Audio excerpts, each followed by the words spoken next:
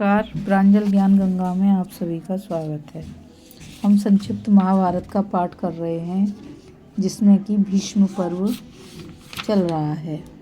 कल हमने कथा में श्रीमद् भगवद गीता के ज्ञान कर्म संन्यास योग को पढ़ा था। आज हम श्रीमद् भगवद गीता के कर्म संन्यास योग को पढ़ेंगे।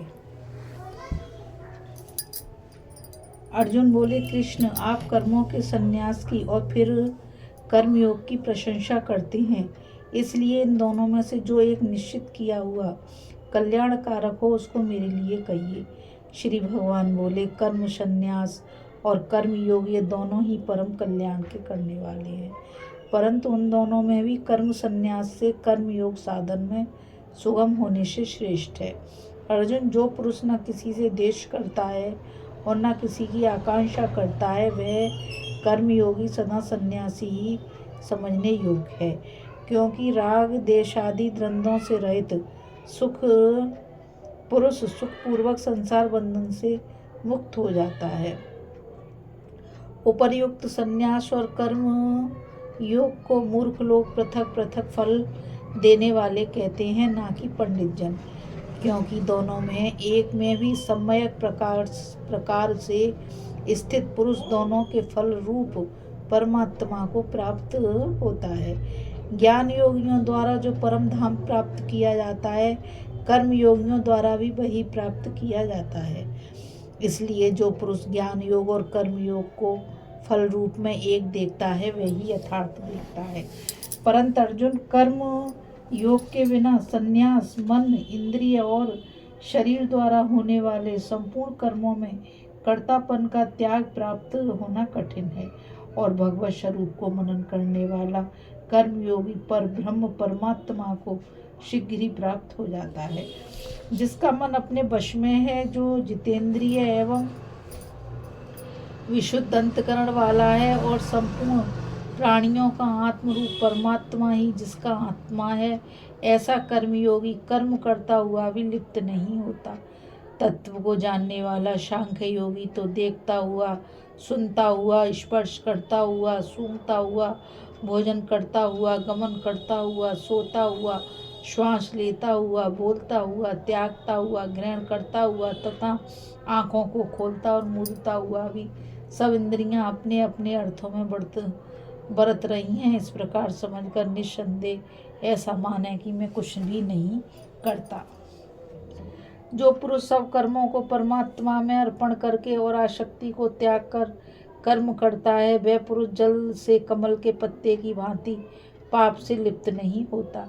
कर्मयोगी ममतत्व बुद्धि रहित केवल इंद्रिय, मन, बुद्धि और शरीर द्वारा भी आसक्ति को त्याग कर अंतकरण की शुद्धि के लिए कर्म करते हैं।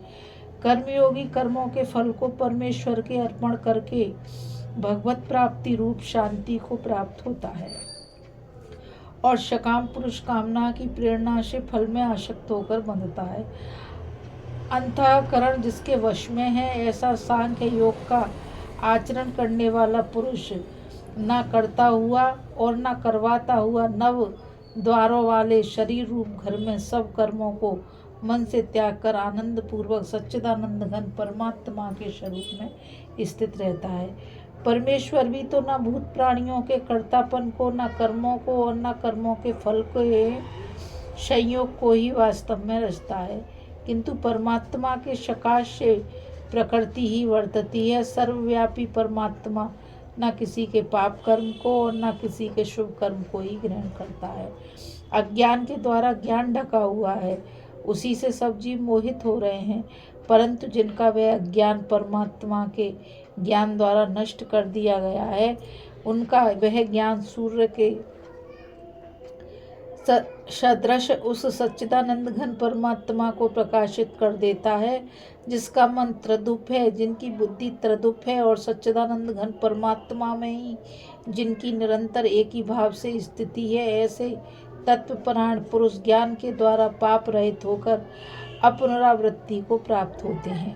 वे ज्ञानी जन विद्या और विनय युक्त ब्राह्मण में तथा गो, हाथी, कुत्ते और चांडाल में भी समदर्शी ही होते हैं।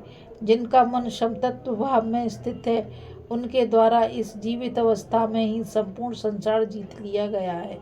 क्योंकि सच्चिदानंद घन परमात्मा निर्दोष और सम है, इससे वे सच्चिदानंद घन परमात्मा में ही स्थित हैं। जो पुरुष प्रिय को प्राप्त होकर हर्षित नहीं हो और अप्रिय को प्राप्त होकर उद्विग्न न हो, वह स्थिर बुद्धि संशय रहित ब्रह्मवेत्ता पुरुष सच्चिदानंद घन पर ब्रह्म परमात्मा में एक ही भाव से नित्य स्थित है।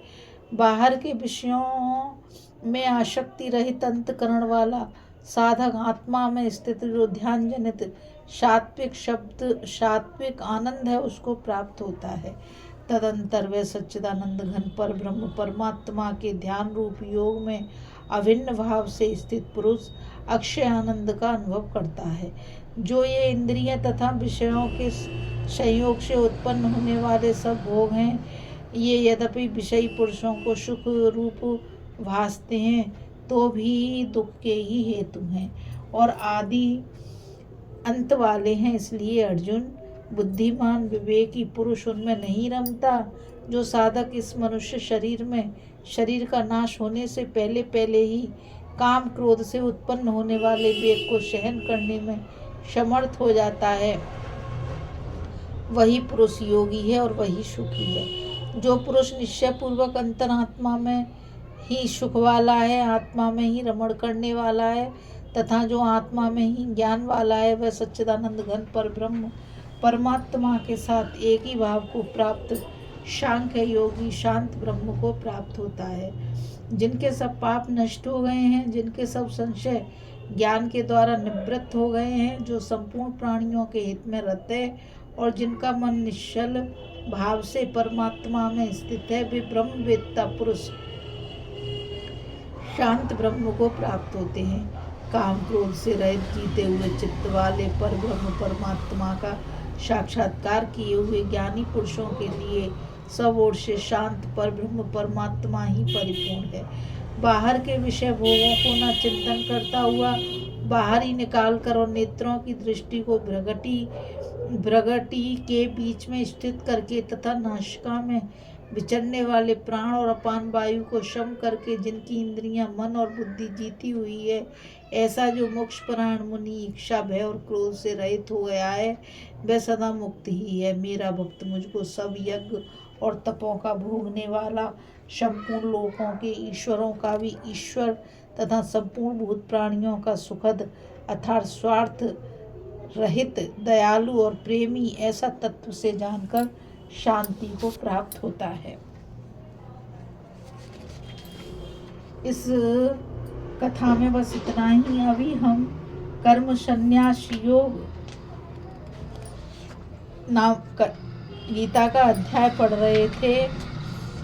अब हम आगे श्रीमद् भगवत गीता के आत्म संयम योग को पढ़ेंगे कि आत्म संयम योग क्या है। इस कथा में बस इतना ही और मुझ गीता रावत को आज्ञा दीजिए। कल फिर मिलेंगे एक नई कथा के साथ। और मैं आप सभी से यही कहना चाहूँगी कि इस चैनल को ज़्यादा से ज़्यादा लाइक शेयर और सब्सक्राइब कीजिए ताकि यह अमूल्य ज्ञान अधिक से अधिक लोगों तक पहुँच सके। राधे राधे, जय श्री कृष्णा, नमस्कार।